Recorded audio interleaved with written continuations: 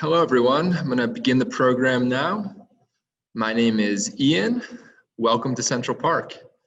I work for the Central Park Conservancy, and if you don't know about us, we are the nonprofit that manages Central Park. And we know that, unfortunately, it's difficult to get to Central Park for some people right now, so we wanted to bring the park to you through this series of weekly walks. So you can join us every Wednesday at 12:30 p.m. for a 15-minute stroll through Central Park. And today we will be at the lake. All of the photographs you'll see were taken by myself just this past week. And I have supplemented my pictures with some historical images from the Museum of the City of New York, the New York Public Library, as well as the Parks Department archives. And I see that we have visitors from all over the world today and nearby as well. So I just wanted to say thank you for joining us, and I can't wait to show you one of my favorite places in the world. And before we get to that, I just want to go over a little bit of housekeeping. If you're not familiar with Zoom, there are a few features you can use to participate. There's a chat feature on the Zoom control bar that will allow you to say hello or comment. There is also a Q&A feature where you can ask a question, and one of my colleagues on the back end, Ryan and Jose, will answer your questions for you. And you will also see some polls pop up on your screen as well. And I wanted to begin with one right now. It's one that I've been asking every week now, and that is just about attendance. So those of you who have attended will have answered this, but it's helpful for us to know, just to see. I know we have so many return visitors, and we're really grateful for that. But I see that there are some new visitors as well. So thank you for joining us today. I will share the results of the poll in a moment, but I just wanted to jump right in and begin the tour. So the lake, if you're not familiar, is near the middle, I guess the southern portion of the park. You can see the big long rectangle that's Central Park on the left, and the area that we'll be exploring today is outlined by this blue rectangle. And we can take a closer look at this scene. We see the lake. It's an 18-acre body of water. It was the first landscape completed in Central Park at the end of 1858. It was the first thing open to the public, and it quickly became a popular attraction, notably for ice skating in the winter, as well as boating in the warmer months. And that is something I will emphasize on today's walk, because we will go down the western shoreline of the lake, as you can see by this red dotted line, and we'll see a couple of the boat landings, the historic boat landings we have dotted around the shoreline of the lake. They were lost for a time, or they went through different iterations, and just in the last 5 years, in 2016, we completed a restoration of 5 of these historic boat landings, and we'll see 3 of those on today's walk. And you'll see we'll begin on Central Park West and make our way down to Wagner Cove on the bottom of the lake. I can only go through part of the lake today because it's such a large and beautiful area of the park. I couldn't do it justice in 15 minutes, but the areas that we'll see today are looking really beautiful right now in the fall. So I'm excited to jump right in and share them with you. I'll share the results of the poll now so we can see. And you'll see those pop up on your screen. You can X them out if you don't want it on your screen. But as you can see, we have a lot of people, 83 people have attended nearly all of these. So thank you so much for joining us. And for those of you that are newer, also thank you for joining us. But enough of that, let's just jump right in. And we will begin at Naturalist Gate, which is on 77th Street, West 77th Street in Central Park West. This gate was dedicated for the thousands who have here entered Central Park to study nature. So that is us. We are gonna go in and we're gonna ignore these do not enter signs. That's for vehicles. Us pedestrians are just gonna walk by in down this beautiful sloped entryway. And the first thing we'll notice is that we're on an elevated plane. We're looking down into Central Park right away, and we're kind of walking through the tree canopies. On the left side, we'll see the bridle path, which is an original feature of the park, and this was designed for horseback riders to travel through the park. But on the right is a pedestrian walkway that's a bit newer than the bridle path. Why is this newer? Well, there used to be a different look to this landscape, and it was actually a body of water. It was part of the lake, so it's appropriate to discuss as we walk to the lake. And you can see the water body that once stood where that pedestrian walkway was. The bridle path that I showed you on the left is in the background of this image, and you'll see the buildings on Central Park West. This body of water was called Ladies Pond. It was a kind of an appendage of the lake, and in the winter when it froze over, it was reserved for women to ice skate on this area. And it was filled in actually in 1888 due to concerns of standing water breeding malaria. So we lost this feature, but we have most of the lake still here with us, thankfully. And just to give you an idea of how this changed, you can see this map created by George Colbert in the 1980s. And you can see where we entered on Central Park West. Before 1890, there wasn't an entrance here. There was no bridge. There was just ladies' ponds and the bridle path. And today, represented by the map on the right, you can see natural escape where we entered, and there's a bridge going over the bridle path. And now I want to get to the lake, but I would be remiss not to show you the bridge that we walked over, which is this stone arch. It's the only double arch in Central Park. On that map, it was called Eagle Vale Arch, which it's sometimes referred to, but I usually call it 77th Street Stone Arch. It's a really beautiful one. But we'll get to the lake now.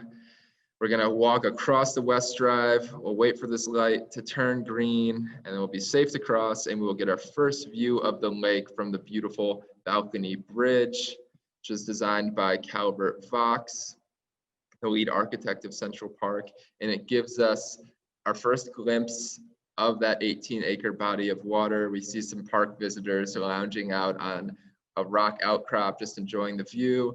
And we get our first signs of fall foliage on the left here. It's about 70 degrees right now in Central Park, or that's Fahrenheit. That's around 20 degrees Celsius. So it's still warm, but it's cooling down. And this walk was really delightful because fall is really here, and you'll get to see that on today's walk. And now we'll walk south from Balcony Bridge. Just to orient you, we've walked east into the park, and we've made it to the shore of the lake, and we'll snake down the western shoreline, and you'll see here we're going to take a little detour onto a path towards a ladies' pavilion. And here is that path. We'll walk by some rhododendrons on the left. You can see it's mostly green, the landscape, but you'll see hints of colors throughout, like there's some red in the background.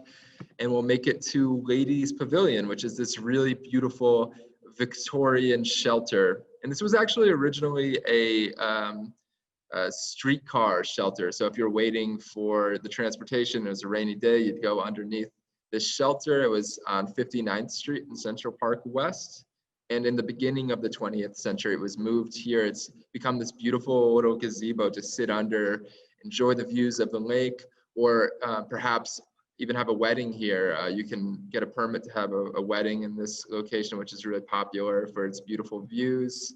And you can see this was also restored by the Central Park Conservancy recently, and you can just see it's in pristine condition. It's a really lovely place to sit. And just behind the Ladies' Pavilion, you will see Hearn's Head, this big rock outcrop. We'll take a closer look of that now. And you can see it's a huge rock, and you'll see people climbing all over it. It makes for a good jungle gym. It's a fun place for anyone to come explore. And it's called Hearn's Head, probably because of the shape apparently resembles the head of a hearn or a heron. And that's where I believe the name came from, although I haven't been able to make out that shape. That's just how the story goes. And if we climb on top of Hearn's Head, we'll get this beautiful, expansive view of the lake. As mentioned, it's 18 acres. You'll never see all 18 acres from one vantage point, which gives it the illusion of being even larger than it is. But you can see how wide open expanses of water really make a space feel bigger. So you can imagine Central Park being designed in a completely different way. But the way that it was decided to be designed has these wide open expansive vistas, which I think in the relatively small space that we have, I think makes it feel even bigger. And just beyond the water, you can see the beautiful trees of Central Park and of course the skyscrapers of Midtown. And this kind of juxtaposition of natural landscape and cutting edge architecture has been a curiosity, I think, for over a century. And you can see a historical image I was able to find. I'll show you in just a moment. I just want you to look at where I've outlined this red rectangle. It's outlining Essex House, which is a hotel. It's a pretty iconic part of the Central Park South skyline. And I found an image from 1930s. I want you to look at this image I took last week. And then in 1930, granted it's from a different vantage point, so perhaps there's some tricks from the camera. You can see Essex House on the right hand with that sign on top of this building. And you can just see how much the skyline has changed pretty tremendously. This is once again 1930. Of course, the tree line has changed. I really could hardly believe this was taken from a similar vantage point, but it's pretty astounding just how different everything looks. But of course, even during this time, nearly 100 years ago now, there were scores of people just coming to the park like us to enjoy a bit of time away from the hectic urban landscape. And these folks chose to go boating, which you can still do today.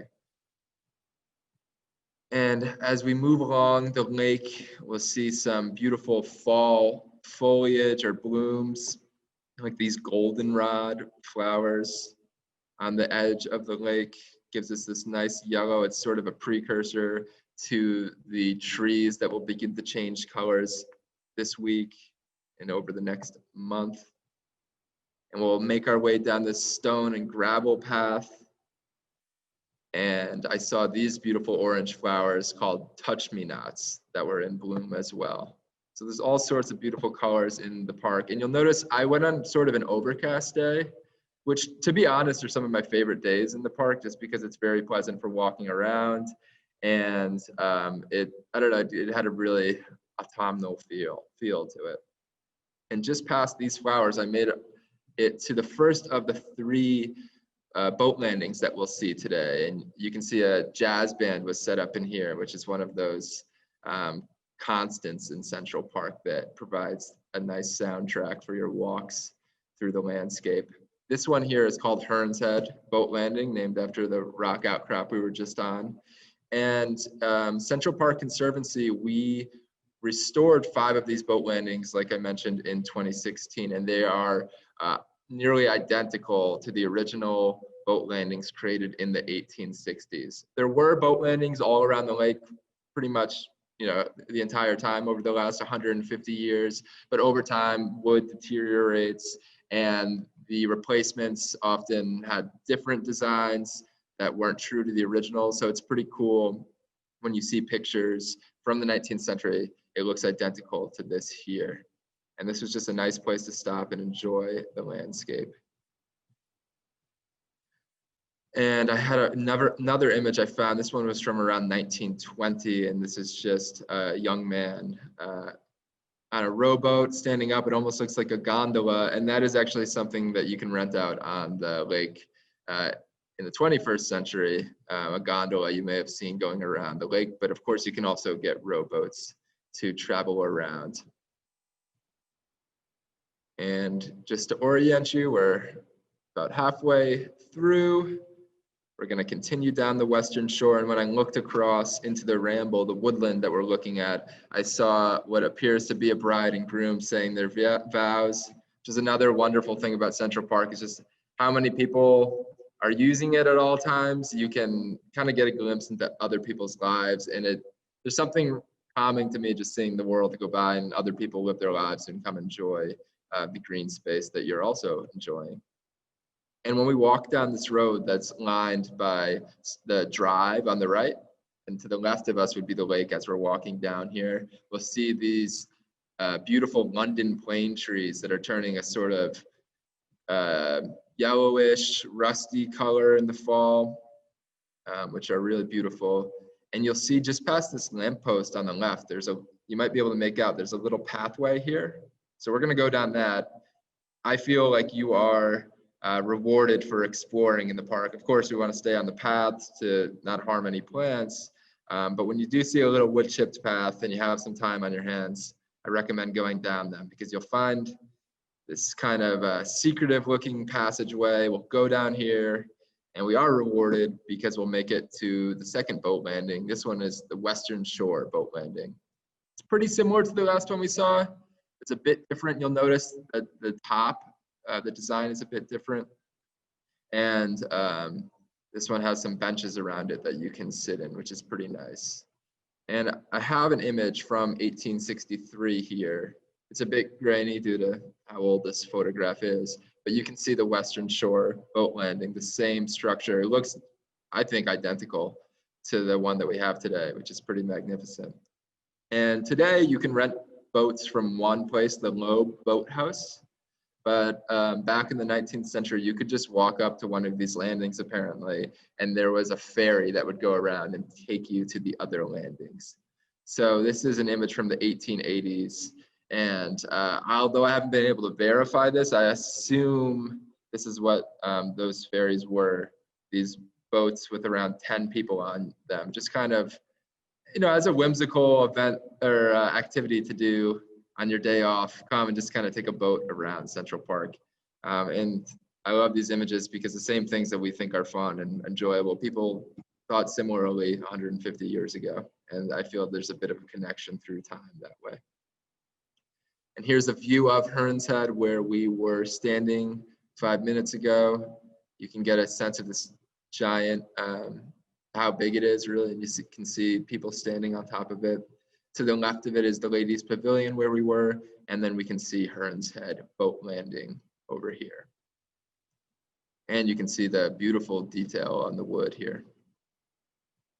Now, as we walk towards Wagner Cove around this little inlet of water on the southern end of the lake, we'll walk through this beautiful pergola, and we'll see this image, this view of Bow Bridge in the distance, one of the most famous bridges probably in New York City, definitely in Central Park. And in the foreground, we see a young maple tree turning red.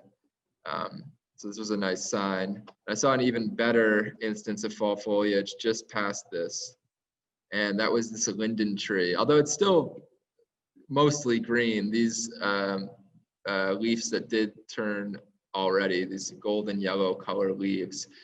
Something about this just really made me feel like, okay, fall is here. It's my favorite season. It's definitely my favorite time to be in the park. And I actually wanted to ask you all for the second poll. Let's see if I can launch this. It should pop up on your screen now. I just wanted to ask if the leaves have begun changing colors where you live. In New York City, it typically comes a bit later in the season than in upstate New York. I think due to a variety of factors like temperature, affects when leaves change. And of course, you may live in an area where you have a different climate and you don't have deciduous trees changing colors. But I hope that wherever you are, there's something nice about October, maybe something changing in your environment. It definitely, yeah, I think it's the most beautiful season in Central Park. And to see, for most people, some people are in the peak of their fall foliage, maybe in New Hampshire, Vermont, or upstate New York or somewhere else. And I'll share the results on your screen. For me, or for us in New York City, the next couple weeks, I think, will be the peak, maybe 2 or 3 weeks from now. So I'm really excited for that. So wherever you are, I hope you're able to get outside and enjoy some trees. We are getting near the end of our little walk. Just past this linden tree, I wanted to take you to one last boat landing. And to reach this one, you have to go off path again. So once again, you definitely find some of the coolest views, I think, by going off the main paths. And we'll have to go down this stone staircase for this one to Wagner Cove, which is named after Robert Wagner, who was mayor of New York City in the 1950s. And we'll get to it. And here it is now. This image was taken out of season because I didn't get a good photograph of it, but it looks pretty much just like this. And this is after its restoration. So this is another really beautiful place to sit. And it is on this little inlet. So it's very peaceful. And it's one of those areas of Central Park that astounds me because of how much foot traffic goes by it. And yet you still feel secluded, like you have your own little pond that you get to sit on for an hour and just enjoy to yourself. And just past Wagner Cove, we have a few more images to share. We're going down this path with some leaf litter. You get really close to the lake, which is nice because you feel like you're really immersed in nature. And just past this, we get one last beautiful view of the lake. I love the way the buildings are reflecting here. And we can see all of our stops on the lake, really. There's Western Shore Boat Landing on the left, Hearn's Head Boat Landing in the background, and then Ladies Pavilion on the right. And the buildings, in case you're curious, that's the San Remo, the building with 2 towers on the left, and then the Beresford, the one with 3 towers in the distance. Really amazing view here. And once again, this is something that you have to venture a bit for. You have to go on a side path. So I always encourage you to do that. And we only got to see the western edge of the lake. We'll do the rest in the future, but we only have a short time together. This has definitely made me really excited for fall. I hope that you all are excited as well. I hope that you learned something new on this walk, or you appreciated landscapes that you've been to 100 times. Really, I know I'm redundant, but I'm so thankful that I get to share this amazing place with all of you. And I hope you enjoyed this weekly walk. We will be back next week, so you can join us again at 12:30. If you would like to stay connected, you can visit our website. You see the URL on your screen here at centralparknyc.org/mycentralpark. You can share your story about using the park as a place of respite. And you can also download some resources like the Zoom background I'm using now. We have a variety of those and some that are seasonal, so definitely check that out. And we have word scrambles and coloring pages you can access. And if you'd like to see this weekly walk recorded or any of our other video content, you can check us out on YouTube at Central Park NYC or just Central Park NYC. So thank you so much again for attending. I will see you next week. And from the Central Park Conservancy, stay safe and be well. Thank you.